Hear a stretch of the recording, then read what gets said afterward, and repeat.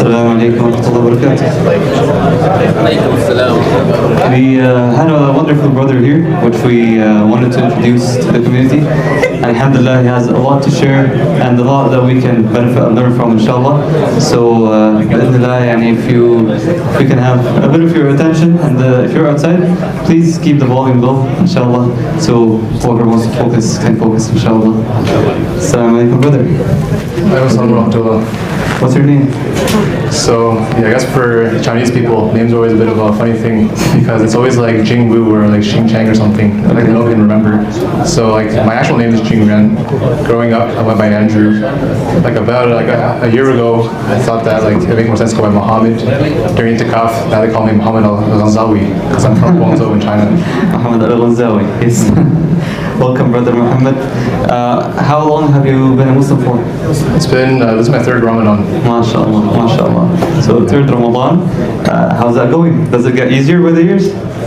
Yeah, well, I mean, I guess like since I'm pretty new to the faith, every Ramadan, I guess it's been a series of fast progressions. Every Ramadan's been very different.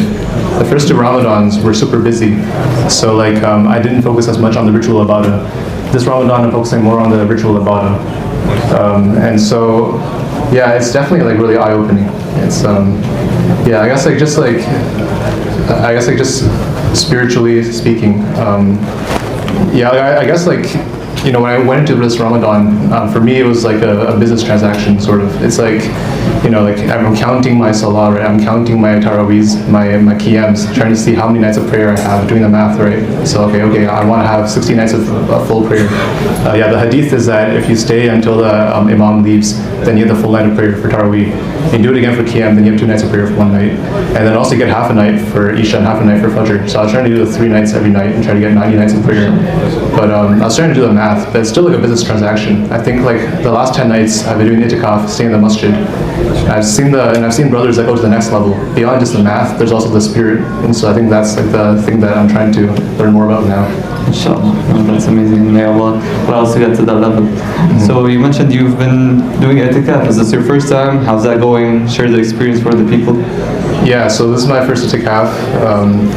Yeah, I think like going in, I was a bit hesitant just because I didn't know if I could do it because I had to work as well, at least for the first 4 days.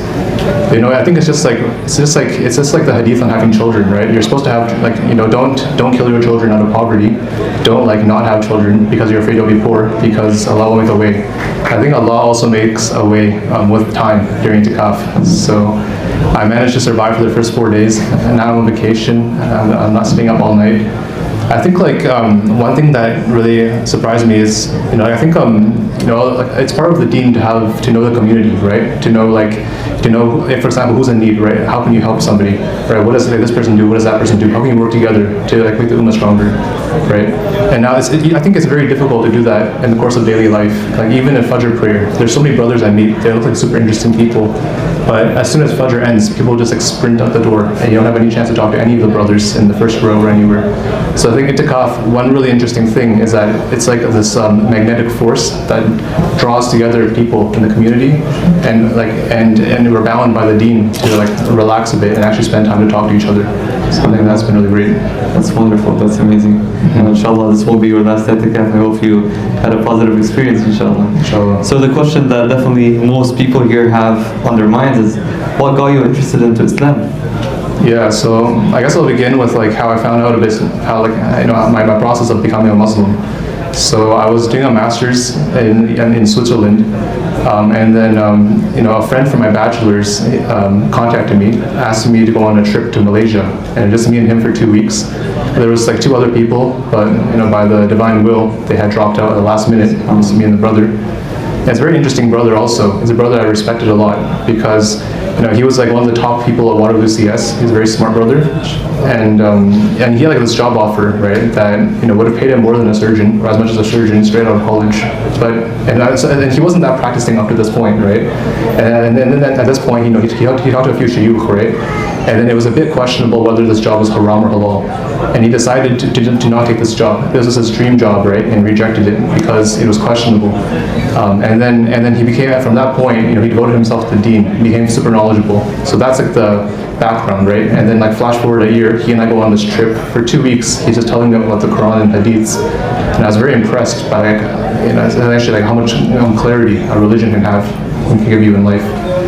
So yeah, I went on this trip for 2 weeks. I saw the Muslim world, saw that Muslims are friendly people.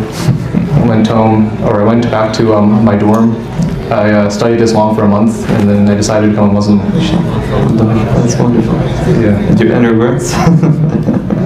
No. It's actually like it is quite a perfect religion. I think like that's one thing I had to prove, right? Like I have a bit of like a logical, like mathematical background, so I had to like prove to myself like that this religion cannot be falsified in the course of a lifetime, and so like it has no regrets.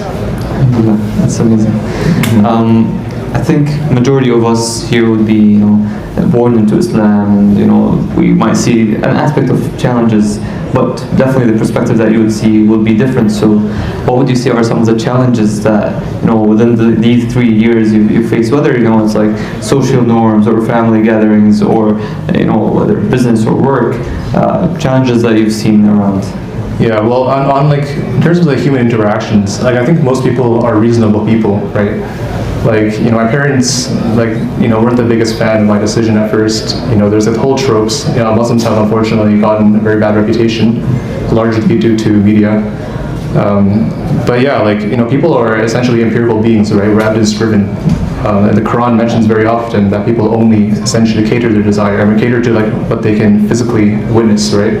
And that's like a bad thing, right? Because people don't believe in the unseen. But it's also a good thing because it means that people update their priors, right? If somebody is really good to you, then you'll realize that maybe they're on a good path. So essentially, I became a religion. There were some issues at home, so I was super good to my parents. I'll help them through the hard times. Got a cool job, and I think they become very happy with my decision. That's wonderful. Yeah, I think. Just in terms of one interesting misconception, I guess, it's just when I first became a Muslim, I thought it was either deen or dunya. I thought all right, now I'm gonna shave my head, I'm gonna just memorize Quran and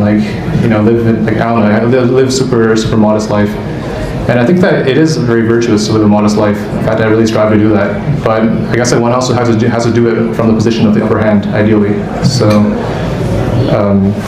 alhamdulillah, the dunya has not forsaken me. After becoming a Muslim, I also worked very hard in the worldly sense with the correct intentions, and things have turned out very great. Allah's blessing, alhamdulillah.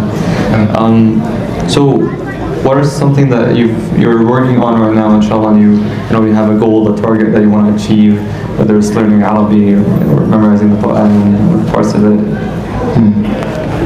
Yeah, so I guess one thing that really impressed me is so I was my goal is Ramadan, I hit it, alhamdulillah. It's just stand for the Qiyam, stand for the Taraweeh. That's great. But I think the next level is when Allah recites the Quran to you through your own voice, right? When you can actually be in a room by yourself and just reading the Quran, making long sajda at your own pace. I noticed that this is a gate that's not open to me yet, and so I need to alhamdulillah, some brothers spent 6 months teaching me tajweed. I just haven't practiced. So I think I'm my next goal is just to get to a point where at least 1 or 2, 3 juz can just read them quickly, comfortably. And then I don't think it's in my scope yet to memorize, but I want to get to the point where next Ramadan I can just find a room or a dark corner somewhere and just pray on my own. So when are we gonna see you later? Oh no. Inshallah soon. The final thing is, what is something that you want to deliver to the audience, which is majority, people born into Islam, what are blessings that you want to reflect upon for people to be thankful to Allah subhanahu wa ta'ala for? What is something that you want us to improve, whether it's our duty towards new reverts or new Muslims? The floor is open. Yeah, well, it's this is a bit of a very difficult thing to say correctly, maybe. But I think one thing that is probably very important is just to follow Islam. Is just to actually follow the Sunnah in terms of and things will turn out well. And a simple example, I don't want to go too deep into it because it's a bit tragic for some of the people involved. But Now, like after I became a Muslim, 4 of my very good friends got married, right? 2 of them are going strong. 2 of them, like, you know, ended very quickly in a very bad way, right? And the ones that like are still there, it happened because, like, what is hadith, right? Like there are 4 things people marry for, but what's the best one? It's the deen, right? That's like, and there's like all kinds of examples, right? It's like, you know, tie the knot, right? Like work as hard as you can. And I was looking for a job, right? Like, you know, the brother, you know, he was giving me advice, right? Very, very passing brother. He's like, okay, we'll take maximum means, apply for 100 jobs a day, right? So like, I think there's like, follow the religion. This is probably like the thing I'm trying to do, and I think it probably works out well if you do it correctly. Alhamdulillah. Yeah, very well said.